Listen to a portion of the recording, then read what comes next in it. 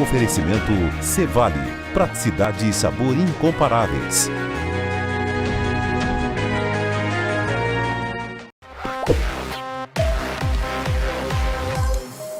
Cumprimentar os nossos deputados estaduais, o André Bueno, o Adelino Ribeiro, o Schiavinato e o Hélio Busch.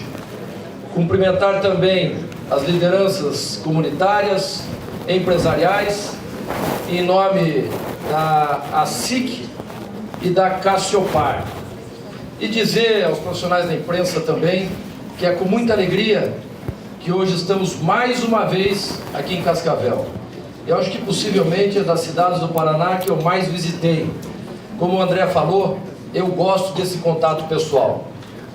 Eu acredito que 29ª, nosso vice-prefeito Maurício Quirino Teodoro, minha assessora aqui, diz que 29ª. Daqui a pouco o povo se enche o saco de mim e me toca daqui. Mas enfim, eu sempre acreditei que esse contato pessoal é fundamental para que a gente conheça a realidade de cada canto do Paraná. E ao conhecê-la, a gente se sensibiliza com as dificuldades que as pessoas enfrentam no dia a dia. Uma coisa é ouvir lá no gabinete, no conforto do gabinete, reivindicações que me chegam por deputados ou algumas lideranças, como por exemplo, esta aqui, que é a duplicação da 369 no trecho Cascavel-Corbélia. Outra coisa é vir aqui, conhecer o drama, ver o apelo das pessoas, e aí sim, a gente agiliza ações administrativas para atender os seus interesses.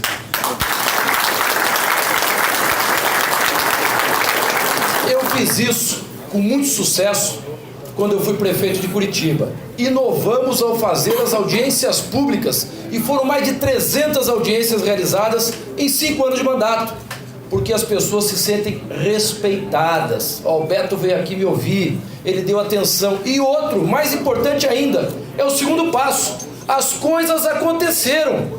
A gente não vem aqui, até porque eu nem sei fazer isso, demagogia e enganação. Isso não existe no meu vocabulário. Tenho a coragem, como o Edgar falou aqui, e sei do perfil dele também. Coragem de assumir responsabilidades, desde que tenha o mínimo de viabilidade de acontecer. Eu nunca trabalhei com enganação. E ser também um político acessível. Eu fui eleito pelo voto popular, eu devo prestar contas das minhas atitudes à população. Inclusive receber críticas. Eu convivo muito bem com o contraditório.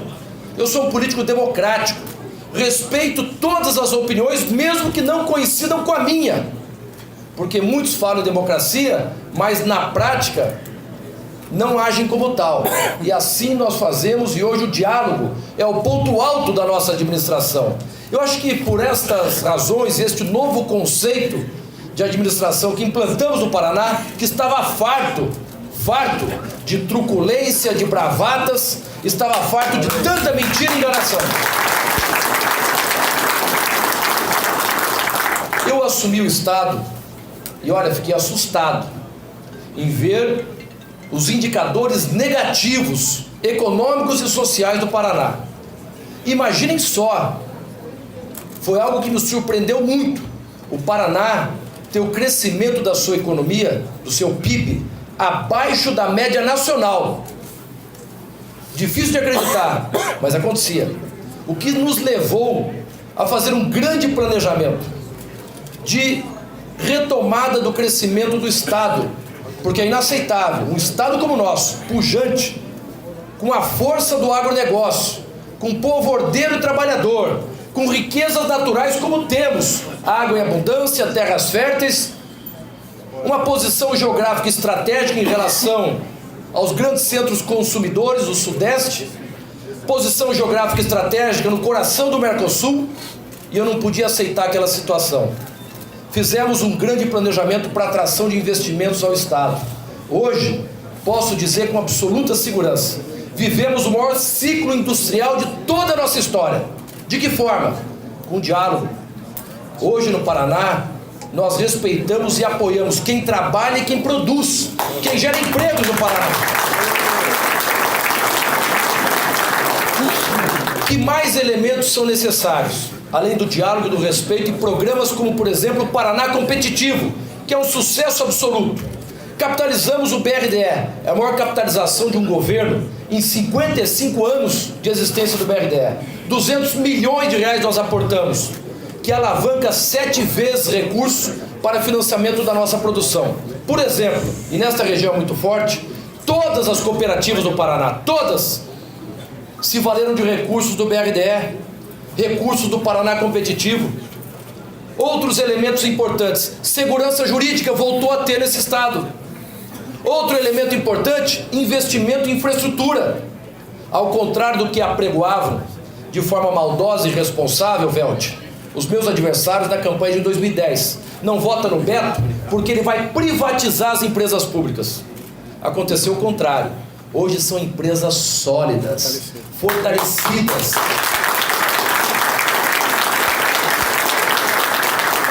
E aqui é o seguinte, eu vou citar dados do Paraná, números que nos orgulham muito, que o Brasil reconhece, mas eu vou citar a fonte desse recurso, dessas divulgações. Nós conseguimos colocar a Copel, por exemplo, entre as maiores do Brasil. Ela estava sufocada, não podia fazer investimentos, não podia participar de parcerias com o setor privado. Acabamos com isso. A Copel está presente em mais de 10 estados brasileiros. A Copel foi considerada pela ABRAD, Associação Brasileira de Distribuidores de Energia, a melhor companhia do país. Segunda-feira dessa semana, eu estava em Natal, recebido lá pelo governador Robson Faria, onde fui lançar, ali na região de São Bento do Norte e Pedra Grande, 13 parques eólicos da Copel, investimento de 1 bilhão e 700 milhões de reais. 149 aerogeradores.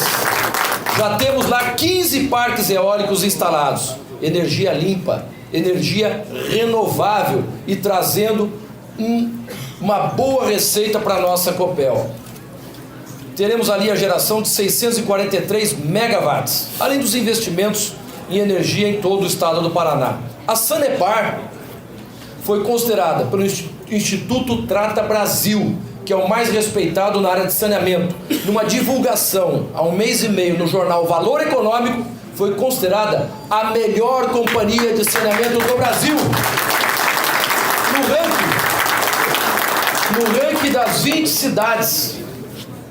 cidades brasileiras com melhor índice de saneamento estão Londrina, Maringá, Ponta Grossa, Cascavel e a cidade de Curitiba. Nas 20 nós temos 5 cidades paranaenses.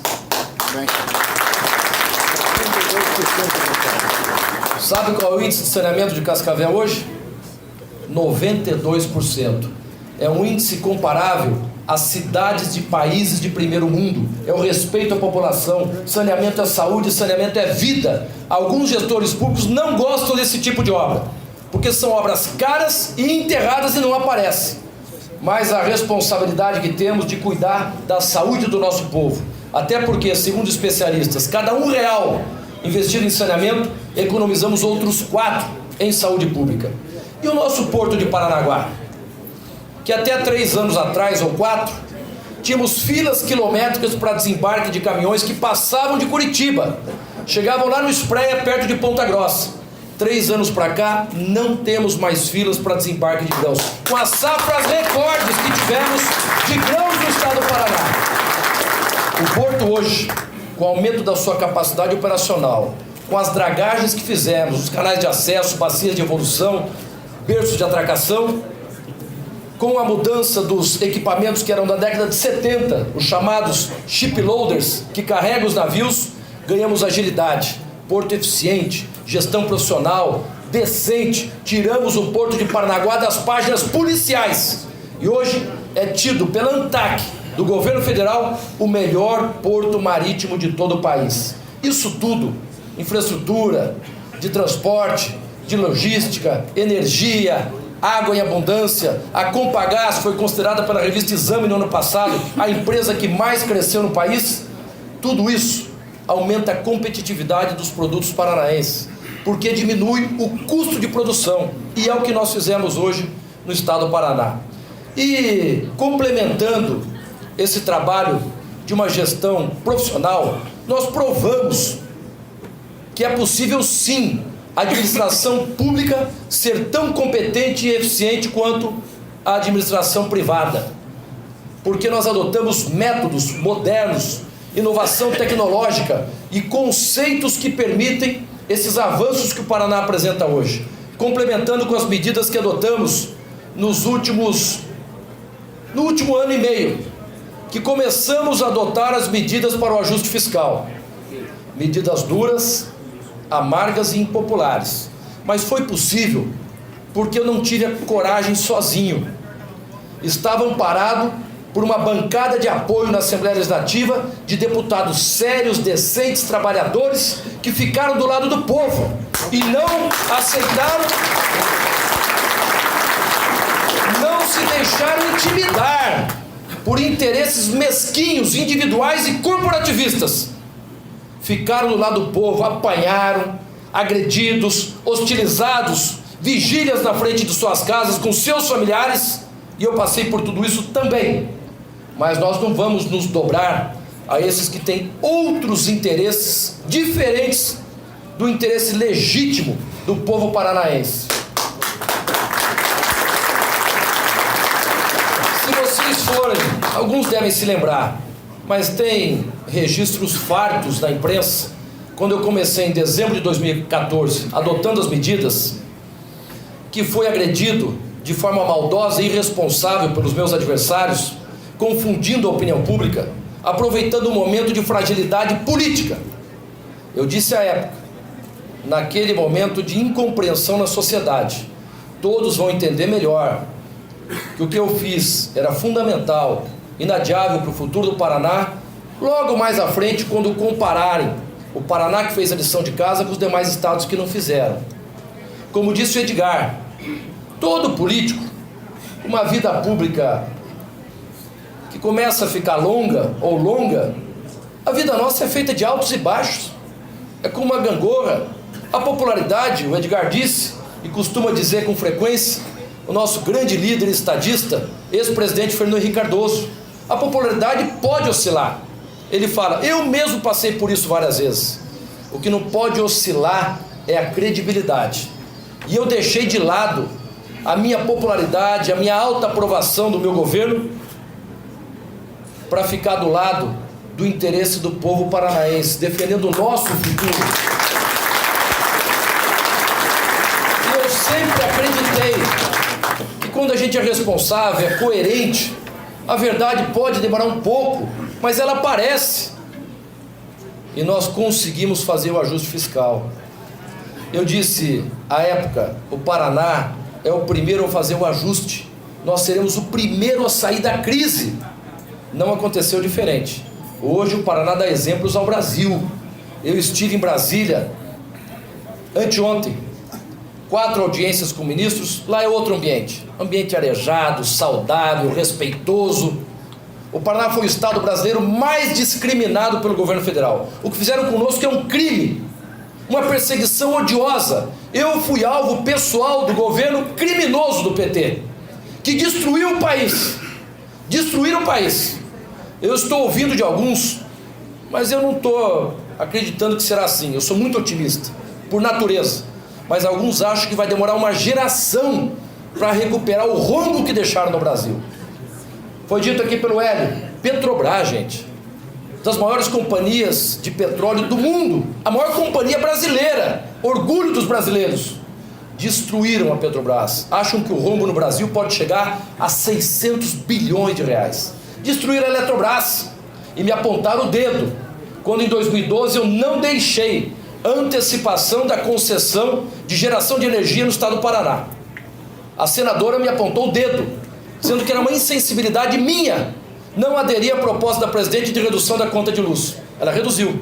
Hoje, nos últimos anos, pagamos 3 vezes mais para cobrir o rombo deixado pela incompetência. A Eletrobras está quebrada. Nós não quebramos a Copel porque nós não aderimos a essa proposta maluca, atendendo a sugestão de especialistas do setor elétrico, dos especialistas, dos nossos técnicos e diretores da Copel. nós preservamos a nossa companhia. Quebraram a Eletrobras, roubos absurdos nos fundos de pensão da Petrobras, da Caixa Econômica, dos Correios, o Postales, olha, é impressionante. Cada machadada é uma minhoca. Não tem um lugar que ficou de pé neste governo. E a esperança hoje é que tudo isso mude. O clima em Brasília hoje é outro. Não será difícil, não será fácil. Medidas duras e amargas têm que fazer um profundo ajuste para o Brasil sair desta crise. Eu ouvi de um grande empresário em São Paulo a seguinte consideração: alguns temerosos, vai ter que aumentar o imposto, essa conta não tem que pagar. Esse empresário foi curto e grosso. Gente, a festa já fizeram, a farra foi realizada, nós temos que pagar essa conta agora, não tem como fugir disso. E lá em Brasília, eu fiquei orgulhoso, porque eu não sabia que já estava com essa repercussão nacional o estado do Paraná. Senadores, deputados, repórteres da imprensa, um fotógrafo passou por mim também. Parabéns, governador, nós estamos acompanhando o que o Paraná está fazendo, nós estamos acompanhando que o Paraná apresenta hoje, na contramão da crise.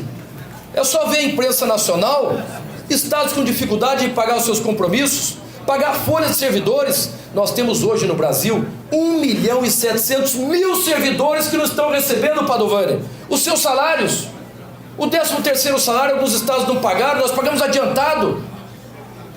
O Paraná, eu converso muito com governadores em várias reuniões que participo, concedeu de outubro a janeiro agora 14% de reajuste aos servidores. Os demais estados, todos que eu conversei até agora, o reajuste será 0, por falta de condições. E ainda nós vemos por aí alguns servidores reclamando do reajuste. Eles têm que dar, acho que eles não estão saindo do Paraná para ver o que está acontecendo em outros estados. E de mais a mais, gente, deviam estar agradecendo, porque a crise é nacional, a crise é para todos. A crise é para todos. Hoje, o brasileiro que conseguir manter o seu emprego, ergue as mãos para o céu. Em alguns setores, como a indústria da construção civil, por exemplo, alguns trabalhadores estão negociando com os patrões a redução do salário para não perder o emprego. E aqui também, com toda a benevolência, com toda a boa vontade, mas nós vamos fazer sempre prevalecer o mais alto interesse público na preservação do ajuste fiscal que nós fizemos, que proporciona hoje todas as liberações de recursos que nós estamos anunciando. O Edgar falou muito bem, se não fosse o nosso ajuste fiscal, Rossoni, nós não estaríamos aqui liberando tantos recursos, na contramão do que nós vemos no resto do país. Mas enfim, fechamos o ano passado com todas as dificuldades e adversidades que passamos, momentos pessoais muito difíceis eu atravessei, nunca tinha passado por isso na minha vida, todos os ataques que sofri, alguns ataques até estimulados por setores da imprensa, mas fechamos o ano comemorando as divulgações nacionais. Apareceram até antes do que eu esperava, e vou citar as fontes aqui. O IBGE, no final do ano passado, mostrou que o Paraná assumia a inédita posição de 4ª economia mais forte do Brasil, superando o estado do Rio Grande do Sul. Também o grupo britânico The Economist, que sistematicamente faz avaliações comparativas entre as unidades da federação. Em 2010, o The Economist apontou o país como o 5º mais competitivo do Brasil. Apontou o Paraná, 5º estado mais competitivo do Brasil. 2013, saltamos para 3º. E no final do ano passado, 2º estado mais competitivo, atrás apenas de São Paulo.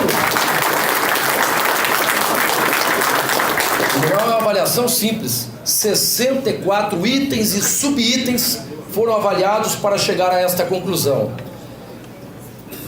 Estabilidade social, sustentabilidade social, sustentabilidade ambiental, investimento em infraestrutura de transporte e logística, investimento em educação e segurança, solidez fiscal, segurança jurídica, para chegar à 2ª colocação no Brasil.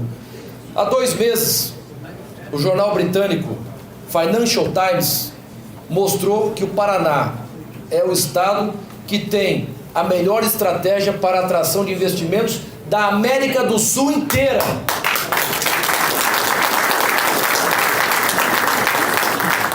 Então são números que nos orgulham, mas mais do que isso, são números que apontam que nós estamos no caminho certo, gente. Agora é caminhar a passos mais largos e firmes nesta mesma direção. O pior já passou. Estamos nesse momento colhendo os frutos do ajuste, das dificuldades, da coragem e determinação que todos nós tivemos. E quem ganha com isso é o Estado do Paraná. Aliás, o ajuste fiscal ajudou as prefeituras todas do Paraná, porque garantiu um incremento nas suas receitas da ordem de 20%, enquanto as demais prefeituras do Brasil estão quebradas, fechando as portas, meio expediente, não pagando os seus servidores, muito menos fazendo investimentos em serviços essenciais à população ou infraestrutura nas suas cidades. E hoje estamos aqui, como disse o Edgar, já passamos em várias regiões, vamos à tarde para a cidade de Maringá, liberando recursos expressivos para a população. Só para Cascavel nesse momento, a fundo perdido, 27 milhões para cobrir Cascavel de asfalto e garantir um hospital municipal tão importante para esse município. Não dá aqui para citar todos os municípios, mas todos estão sendo beneficiados.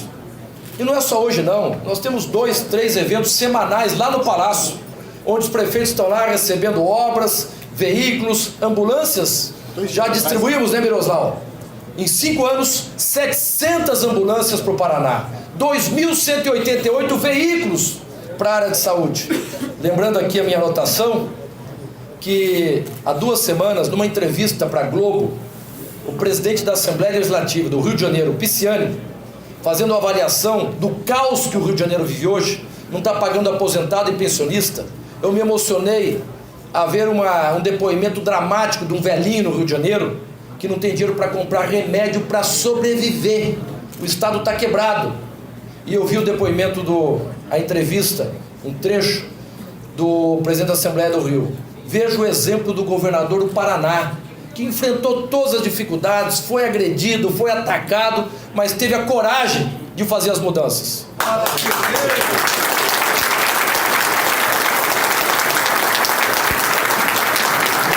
Eu só preciso checar a informação que ele deu ali, e o Paraná tem 2 bilhões em caixa. Mas ele conclui dizendo o seguinte, ele dá uma pausa e vira para o repórter. O problema é gestão.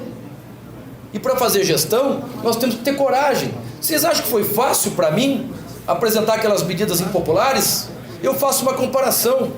Quando o seu orçamento familiar diminui, todos nós, com dor no coração, você tem que dizer não para o seu filho. Foi o que eu fiz no Paraná. Não, isso aqui não dá. O imposto tem que aumentar nessa área que está defasado. Foi uma gritaria geral, insuflada por meus adversários e setores da imprensa. Mas resolvemos para todos a situação do Estado do Paraná, que seria muito pior diante desta grave crise financeira nacional. E resolvemos a nossa situação. Não dá mais hoje, na administração pública, para dizer amém para tudo. Sim o tempo todo. Não dá mais. Quem disse sim o tempo todo? Programas assistencialistas, paternalistas, indiscriminados, sem se preocupar com a emancipação dessas famílias, como Bolsa Família, dinheiro para cá, dinheiro para lá. Quebraram o país. Quebraram o país. Tem hoje o gestor público responsável saber dizer não na hora certa também, para preservar o futuro da sua sociedade. E é o que nós hoje, todos juntos, estamos fazendo pelo Estado do Paraná. Mas enfim, quero aqui cumprimentá-los, agradecer a confiança e o apoio de cada um de vocês, que são fundamentais estes gestos para que nós tenhamos a coragem. Isso nos revigora, nos fortalece para enfrentar e vencer os desafios que nos são apresentados no dia a dia. Portanto, eu quero aqui parabenizar todo o povo ordeiro e trabalhador dessa importante região do Estado do Paraná, que tanto contribui para a formação e fortalecimento da economia paranaense. Eu é que agradeço cada um de vocês pelo trabalho, pelas respostas ao nosso Estado e, acima de tudo, pela confiança ao nosso governo. Muito obrigado. Juntos estamos construindo um Paraná melhor para se viver. Que Deus abençoe a todos.